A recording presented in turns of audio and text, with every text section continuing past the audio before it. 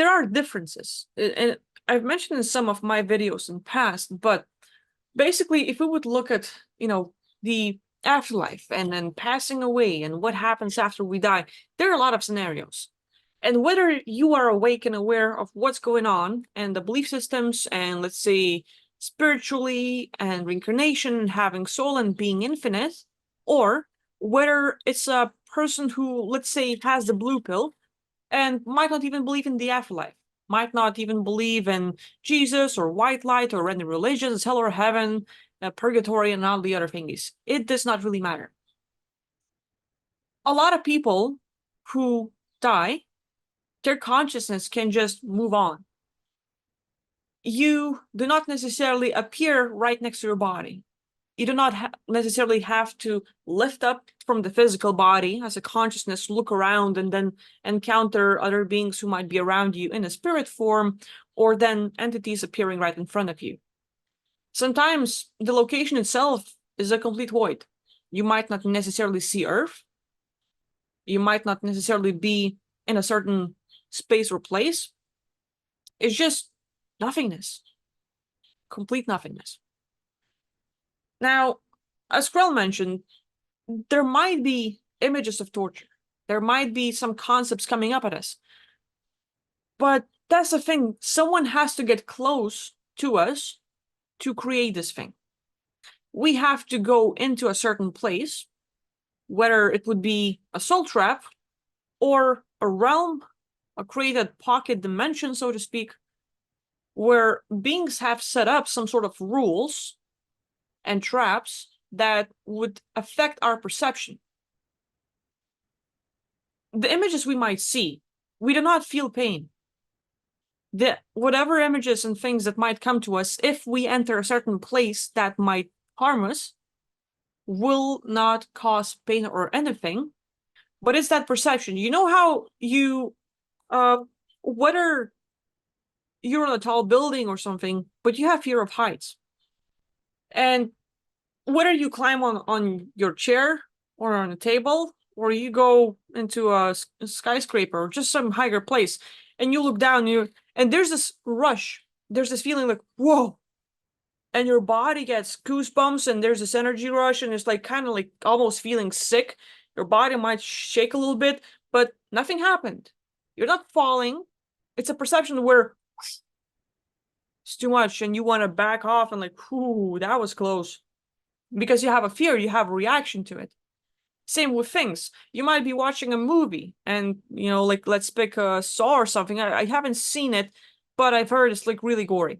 And you get to see whether you are a veteran and you've experienced World War and then now it's like having PTSD, whether you've seen some gory movies or something, whether you have seen some horror movies or different scenarios, people watch those and they get a reaction. Some people are like, yeah, it's fine. Somewhat entertaining, interesting story. Others are like, yeah, too much to handle, and they get the jump scares and the goosebumps and reactions. If anyone wants to have you reincarnate and trap you, they have to create the perception where you believe that something is happening and you buy into the story that they're telling you.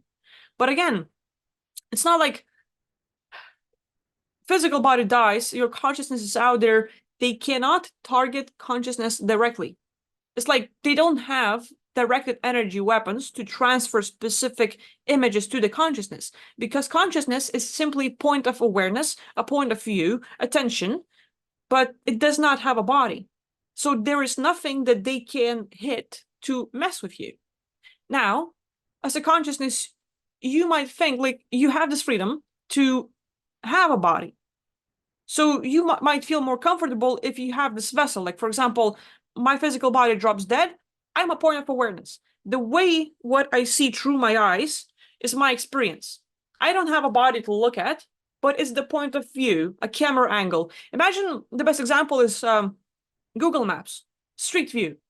You don't have a body. You don't. You look up and down and to the sides. There is no body. No one can target you. No one can harm you.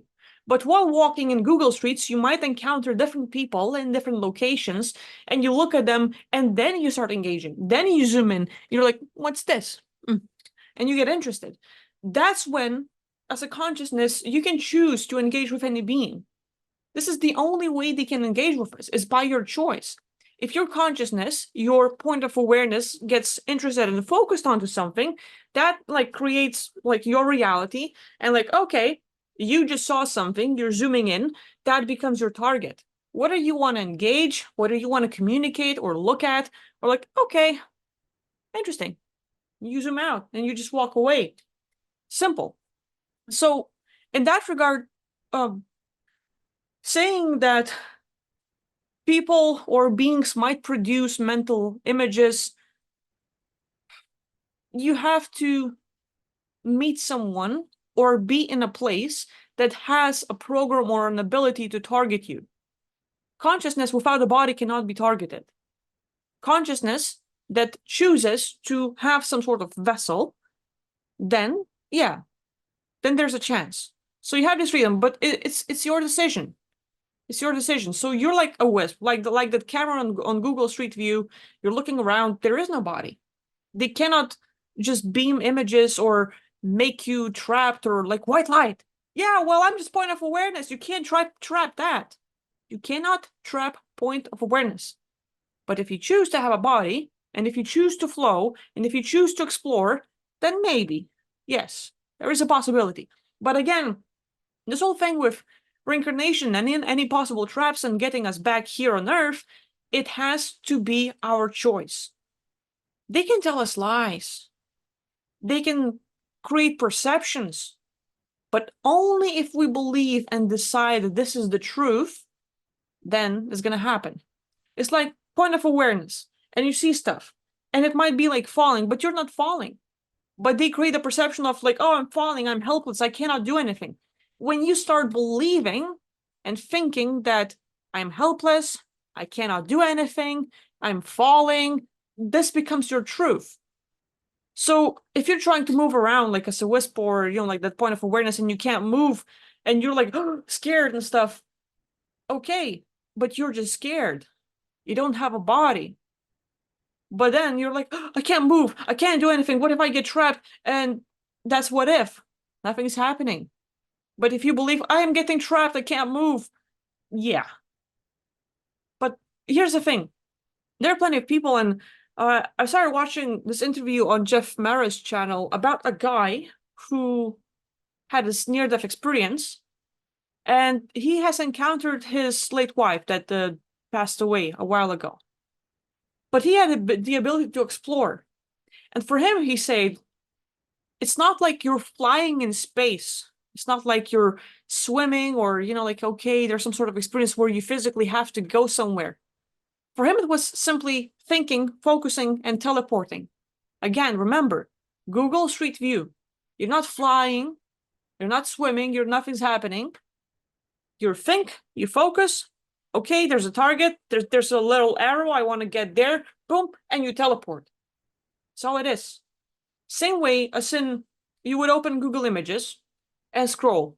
Mexico, Switzerland, Greece, Lithuania, Canada, Florida, Miami, other places, and you just go in all like different directions, but you're swiping images, and that's like your consciousness is shifting. Your consciousness has a focus, your consciousness has a target, your point of awareness is looking at something, you go there. You see an image, you appear there. And that's the thing like about the afterlife. My personal belief, they cannot trap us, they cannot make us reincarnate, it has to be our choice. If we get the perception that we're limited and we buy into the story that they're giving us, yes. But if you're like, no, whatever I see, doesn't matter what kind of beings, whether I engage with them or not, whether there's a white light or not, I'm not being drawn, nothing's happening. You have the choice to look around, look in different directions. And even then, it's not like you have one point and then 360 view and that's it. And that's all, and then you have to go somewhere like that. You're simply like, okay, wherever you are, whether you are on Earth, physical body passed away, but you're just consciousness next to the body, looking at it like, oh, I just died. Or whether there's a void around you, or whether there's some other situation, at any point in time, you can focus on like, let's say, my own personal haven. Like, away from duality, away from the matrix, just my own personal place where no one's there, where I can recover. And you can right now think in your own words and create, write the story of your own personal realm, and you've just manifested that place. And if you think about it, you're gonna teleport. And now that's all it takes. It's your focus of like, okay, well, this world, or no, the source of, or no, a certain spaceship. You might have a location in mind that you know about, that you might have heard of, that makes you feel comfortable. You focus on it, you think about it, and you teleport. That's all it takes. So there's a lot of people who have experienced near-death, like who have gone through the near-death experiences, and they all share the same thing. It's no swimming or flying in space. It's not physical travel like the same as walking or driving. It's a thought. And you just teleport like that. So I would even give you like this possibility. Open up Google Maps and just choose a random place on Earth and walk around. This is your point of awareness, your consciousness, focusing on the target and moving. You're not walking, you're not swimming, you're not flying. Your consciousness thinks of a target and you appear there.